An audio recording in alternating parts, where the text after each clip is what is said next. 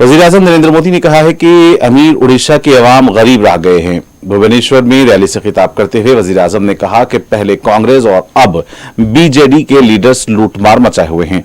उड़ीसा में बीजेडी के छोटे छोटे लीडर्स भी बड़े बंगलों के मालिक हो गए हैं। वाज़ेह है कि हुकूमत के कई बिल्स पर बीजेडी खुलकर तायद करती रही है, लेकिन वज़ीर-ए-आज़म बीजेडी पर बदनवानियों के भी इल्जाम लगाते देखे गए। और खाद्य की राजधानी भी है, यहां इतिहास भी है, संस्कृति की धरोहर भी है, सब कुछ है। परमात्मा ने इतना दिया है, इतना दिया है।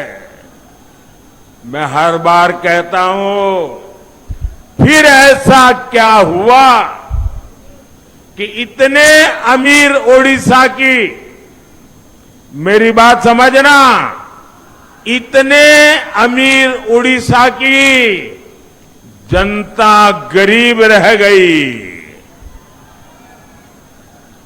ओडिशा अमीर है, जनता गरीब है। इसका जवाब है, ये पाप किसने किया? ये पाप किसने किया? ये पाप किसने किया? इसका जवाब है, पहले कांग्रेस और फिर बीजेडी के नेताओं की लूट।